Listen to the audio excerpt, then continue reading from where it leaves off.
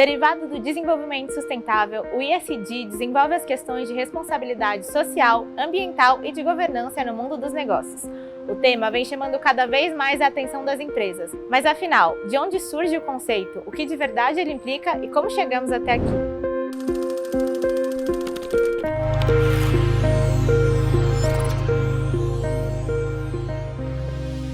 O ESG é quando você olha, a partir do desenvolvimento sustentável, como inserir, né, todos os objetivos do desenvolvimento sustentável na gestão de uma empresa. Então, ele tem um recorte empresarial, né, dentro do que é algo maior, que são os objetivos mesmo de desenvolvimento sustentável, que é algo que rege, né, uma estratégia de sustentabilidade para o planeta e para a humanidade. O ESG, na verdade, não é algo novo. Ele começa em 1713, na verdade começa antes, mas em 1713 um engenheiro alemão, um engenheiro de florestas, ele cria a palavra, o termo sustentabilidade, que é você não tirar mais da floresta do que ela pode produzir, do que ela pode devolver para nós, né? Em 1800, nossos ganhos anuais mundo era algo em torno de $4.000, e a expectativa de vida era de aproximadamente 40 anos de idade, né? Isso é 1800 e pouco. E aí você tem a Revolução Industrial, né? Em 1870 a Revolução Industrial ganha força, né? E aí os modos de produção em massa, o sistema linear, o take, make and dispose, né? E você entra num período de prosperidade, produção em massa, forte especulação e crise de 29. Depois da crise de 29, período de guerras. Aí você, depois do período de guerras, tem o período do pós-guerra, que é um período próspero nos Estados Unidos, com o New Deal e outras iniciativas do governo. Você entra em 70 progressista, 80 e 90 Reagan, 2000 dot-com bubble, e aí de novo você vai ter um período de forte produção, especulação, crise de novo 2007, 2008. E a gente chega agora em 2020 com pandemia e outro período de crise, guerra. Então, existem alguns padrões que você pode reconhecer olhando para a história. Houve um avanço em várias frentes, e um avanço tecnológico, um avanço de conhecimento. Mas ali em torno de 2007, 2008, a gente começa a ver uma preocupação cada vez maior com sustentabilidade. Qual é esse capitalismo que nós, sociedade, queremos, né? É possível que exista um elemento também de tecnologia. Então, hoje nós temos esses aparelhos que a gente carrega na mão, no bolso, que tem dois papéis. Eles te dão acesso à informação, né, e permitem que você tenha voz por várias plataformas, né? Então, é um elemento, né, onde parece que nós temos uma sociedade que monitora melhor, né, e que exige, os consumidores são exigentes, né? Eu, você, todos os consumidores, a gente quer os melhores produtos, no melhor preço possível, mais rápido possível, da forma mais sustentável possível, né? Então existe uma preocupação cada vez maior com sustentabilidade. Esse modelo, como eu citei no início, take, make, dispose, ele muito provavelmente chegou no seu limite, né? A gente deve ver para o futuro um modelo mais circular, um modelo de baixo carbono, né? Um modelo mais diverso, mais justo, para criar um mundo mais resiliente. E tão importante quanto é o social, como fazer essa transição para um futuro de baixo carbono, um futuro mais circular, um futuro que seja mais resiliente e que, ao mesmo tempo, a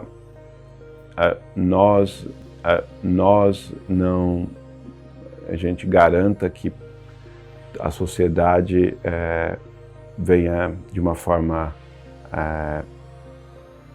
em harmonia, a gente faça a transição de tal forma que nós não deixemos partes da sociedade para trás. Então, o social e as mudanças e o meio e as mudanças climáticas são, em muitos aspectos são holísticos e integrados. É difícil você dissociar um elemento do outro. Então, eventos extremos de clima afetam o social, podem afetar a produção e imigração e vice-versa, né? Uma afeta o outro. Então é importante que a gente tenha essa visão mais holística, integrada e garanta essa transição da melhor forma possível para esse futuro mais resiliente, justo, diverso. Um outro elemento que é muito importante é a governança. Então é importante entender quais são as políticas internas, quais são os sistemas que você tem, como que você olha para a sua remuneração e como você, o seu conselho, como que ele está formado e quais são as experiências e habilidades que esse conselho traz, né, para ajudar a empresa, para ajudar as organizações a enfrentarem esses desafios do futuro, né, que são muitas vezes diferentes dos desafios que as empresas encontraram num passado não muito distante. No capitalismo de stakeholder, a empresa passa a ser vista como um ator que deve gerar valor para todas as partes interessadas e para a sociedade. Isso muda a lógica de como ela olha para tudo que faz e como se relaciona. Mas isso ganhou força há alguns anos, principalmente depois que o Larry Fink, que era o CEO da BlackRock, que é um grande fundo de investimento, fez um chamado para que os CEOs das empresas, ou seja, tomassem ação em relação aos aspectos ambientais e sociais e gerissem esses aspectos de forma integrada aos aspectos econômicos na governança da empresa. Então, e ao mesmo tempo, isso fez com que os próprios investidores, né, e grandes fundos de investimento exigissem a comprovação, né, dessa gestão ambiental e social nas empresas nos seus relatórios, né, ou seja, que essas empresas reportassem quais eram os impactos e o que eles estavam fazendo de forma a mitigar esses impactos ou potencializar os impactos positivos sociais e ambientais, além, obviamente, dos econômicos. Investidores institucionais nos últimos 2, 3 anos têm focado cada vez mais em sustentabilidade, né? Números gerais, só para colocar em perspectiva, hoje as estimativas são de aproximadamente 41 trilhões de dólares alocados em investimentos ESG, o que representa aproximadamente um total de 36% do disponível para investimentos no mundo. Dívidas ESG estão em 4 trilhões, a expectativa é que esse número até 2030 seja superior a 11 trilhões. O de alocação geral, mais de 50 trilhões. Fundos ETF, ESG, algo em torno de 300 bilhões de dólares, crescendo, né? A B3 tem no total 70 índices, né? Índices de mercado. Desses 70, 8 são ESG. Então nós temos o ISE, o Índice de Sustentabilidade Empresarial da B3, o ICO2, que é carbono eficiente, 4 de governança, 1 em parceria com a S&P e 1 em parceria com a Great Place to Work. Após entender a importância da sigla, como as empresas vêm se adaptando a ela? Segundo o levantamento da consultoria Grant Thornton, 54% das empresas brasileiras pretendem investir em projetos ligados ao ESG, já identificados no plano da companhia nos próximos 12 meses.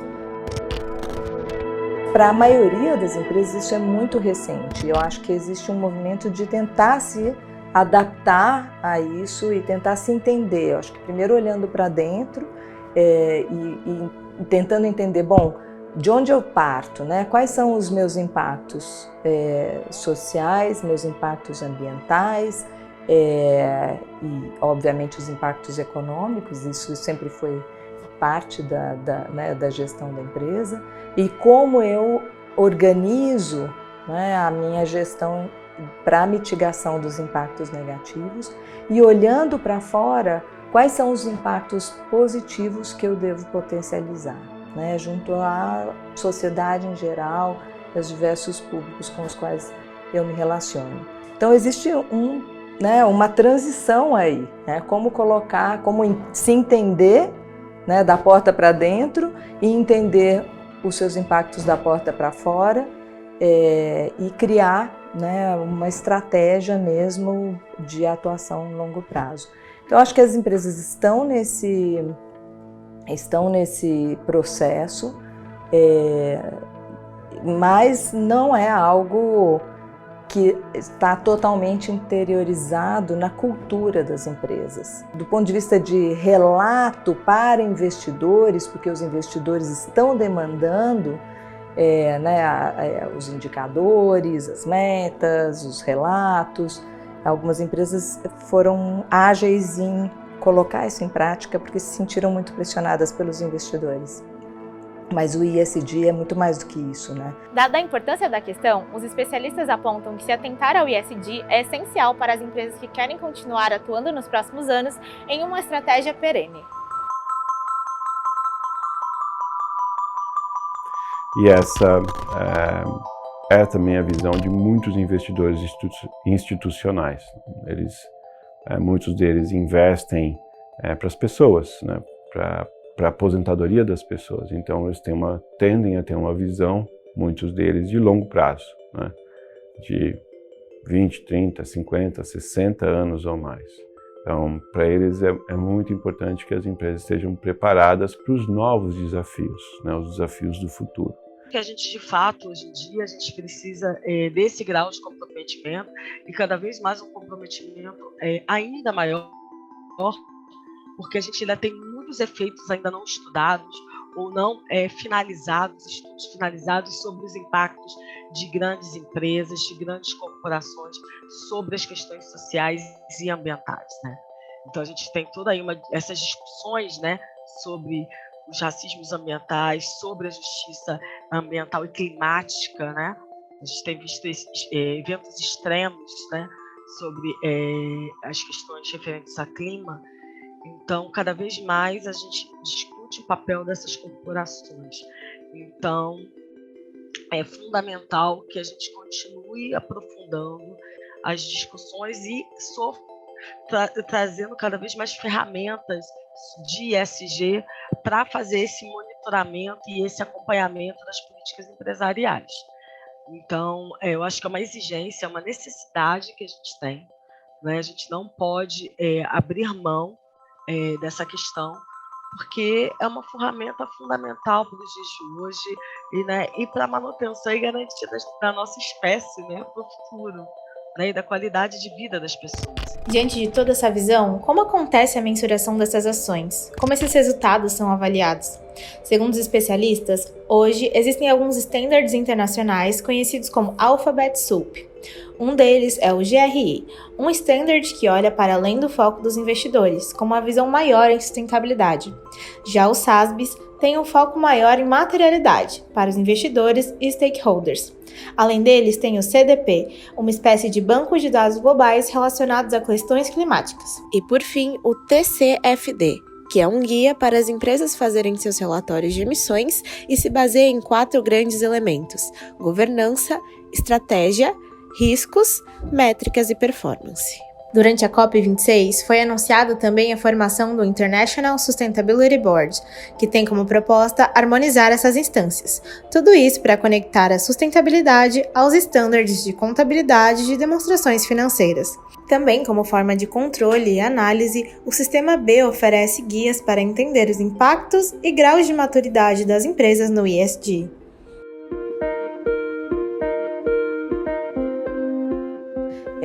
Eu acho que é muito difícil você dizer qual é o aspecto puramente econômico, ou puramente social, ou puramente ambiental, né? As coisas se entrelaçam. Mas eu tenderia a dizer que o aspecto ambiental, talvez ele seja mais, tem uma pauta, né, mais quente, né? E não necessariamente isso é bom. Eu acho que a gente tem urgências em todos os aspectos, né? No aspecto social, com o crescimento assombroso assim da desigualdade, né? Esse escancaramento da pobreza a partir né, dos últimos anos. No Brasil, 33 milhões de pessoas passando fome, ou seja, não dá para identificar as empresas que hoje são poderosíssimas e que muitas vezes têm né, ou seja, faturam mais do que o PIB de países, não podem ficar alienadas a isso. E a mesma coisa do lado ambiental, né? A gente também tem urgências climáticas, ou seja, a Amazônia, tantas coisas acontecendo. A série do Meio e Mensagem ESG, Conceito e Prática vai decorrer ao longo dos próximos episódios, como cada letra da sigla vem se desenvolvendo.